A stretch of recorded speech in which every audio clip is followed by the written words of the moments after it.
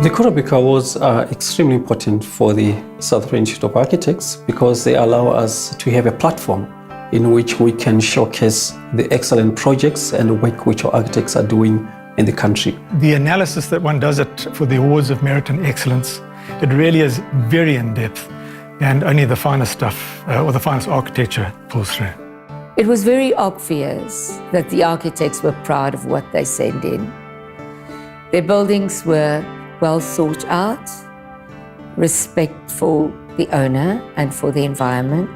And the kind of projects that we ended up selecting and adjudicating were beginning to reveal that people are designing in a responsible and in a rational kind of way. A strong feature of the projects, all the projects we looked at, is that you had a client who was committed and determined and very supportive in terms of getting a very, very good architectural result.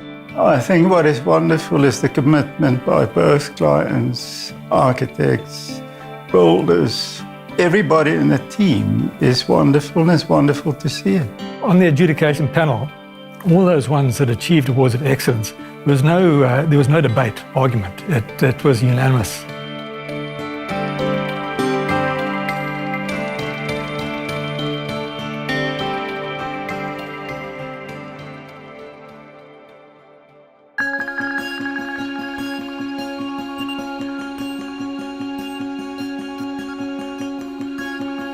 There were certain trends that we kind of noticed, and the impression I got was that they were revealing that South African architecture is moving towards maturity. On the residential side, one could see that there was definitely a trend towards more open spaces. It's all about being open. You'll see how much glass is used in the buildings. And why do you use glass? To have a view, and maybe for the people to have a view. The other trend, of course, is towards sustainability and treading softly on the environment. It was very, very obvious that the architects put a lot of thought in it, and there were a lot of interventions. They approached things in a different way, and they achieved very encouraging results. And I think this augurs well for the green architecture industry, which is beginning to gain traction in this country. There was a definite trend towards what I call rational design, which eventually will culminate to almost everybody, really going full green architecture.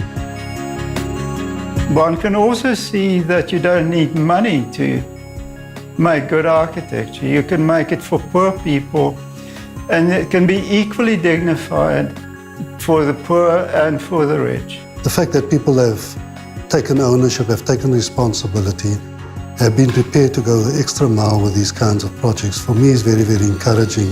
And they stand out like jewels in those areas because of the generally poor quality of the built environment there. So that was a very positive trend as well.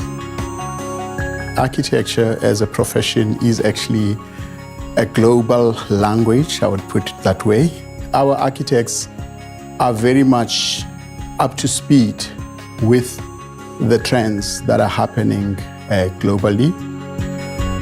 Yeah, there were a number of educational buildings that received awards, and I think this augurs very well for the profession because these are institutions of learning, and it means that people who attend these institutions are being demonstrated as to what good architecture is all about.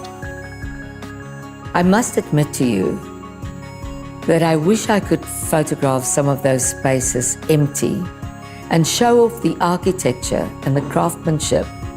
All the buildings who received awards of excellence were extremely finely crafted buildings. It was clear that very, very careful attention had been given to the smallest detail.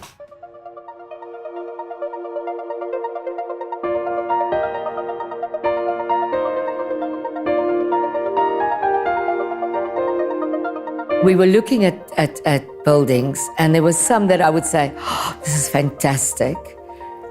And the other judges will say, would you feel the same in 10 years' time? to see excellence in legacy is difficult because it's the next generation. It's not us who will see it. It's the young people of today that will see it in 50 years. Our architecture, as we are moving along, will definitely leave a lasting legacy, which is very much in line with this year's theme.